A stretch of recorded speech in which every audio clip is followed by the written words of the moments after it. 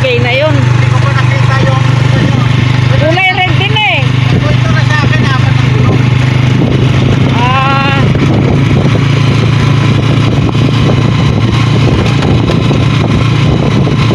Natapunan na yung mga ano nila.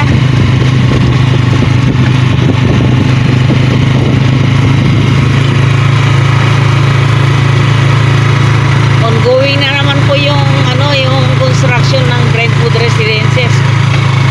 Phase 3. Ayan, dito.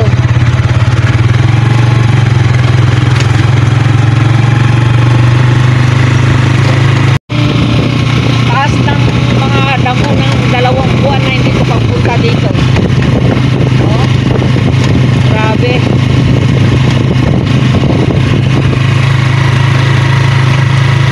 Ayun, nakikita ko na yung bahay ng anak ko. Oh. Ayun. Yun yung nag-iisa doon na ano, bagong gawa. O halos din na nga rin makita dito sa banda rito dahil ano eh, matatas talaga ang mga damo. Ano?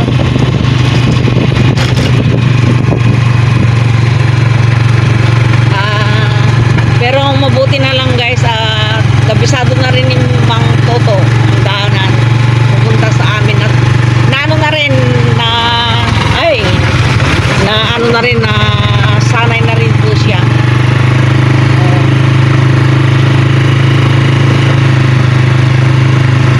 Nakakatakot. Kailangan alerto ko talaga guys pagka naandito ka.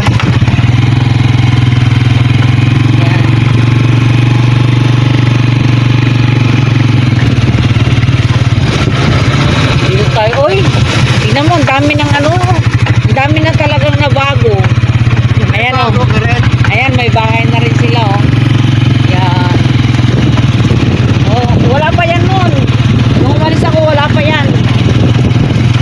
At ang kagandahan, harapan mismo ng basketball court. No?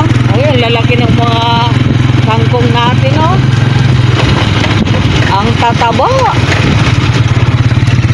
So, ayan guys, sa wakas, nakarating na rin po kami.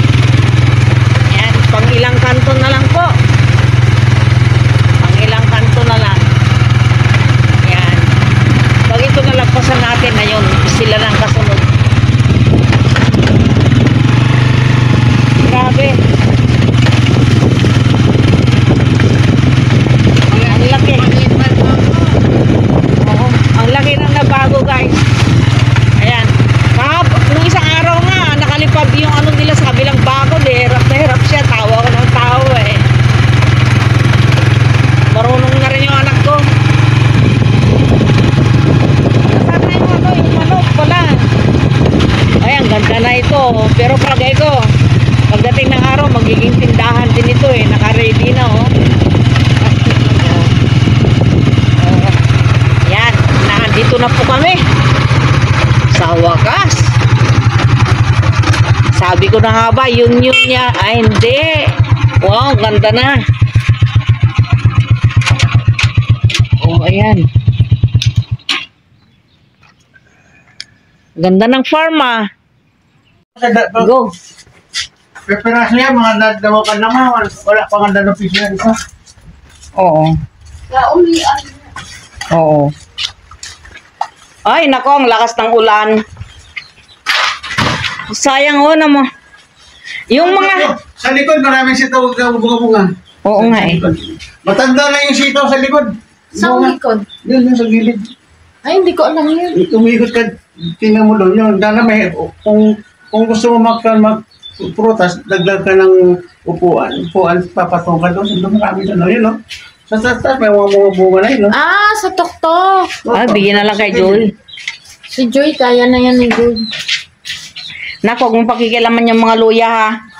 Kahit anong mangyari. Akin na nga yung isda. ko nga para makahinga. Oo, akin na yung isda ko. Di ba gumanda na? Gumanda na. Nasaan yung isda? Yung Ano to? Wala pang nadalang isda. Nako. Ito lang ang kangkong mo. Ito na na. Kalamansi Pwedeng- lemon. Lemon. Itabi mo na, itanim mo na sa magandang lugar. Pero pagka pinahukay mo yan, huwag mong patatamaan yung Parang lugar. hindi siya kalamansi yung dahon. Iba yung malaki.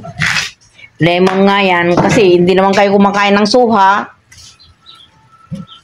Pwede ding suha. Nung minsan may suha kami dito. Maasin ako maganda yan, libon. Palabas na ho kami ng Brentwood. Yan. Andito na po kami sa may guardhouse. Yan. Maulan po ngayon. Kanina makulimlim lang, ngayon maulan na. Sana huminto. Ang hirap. Baka mabasa yung mga sugat ko. Ang bilis lumago ang mga damo pa. Guys, pagka ganyang naulan eh.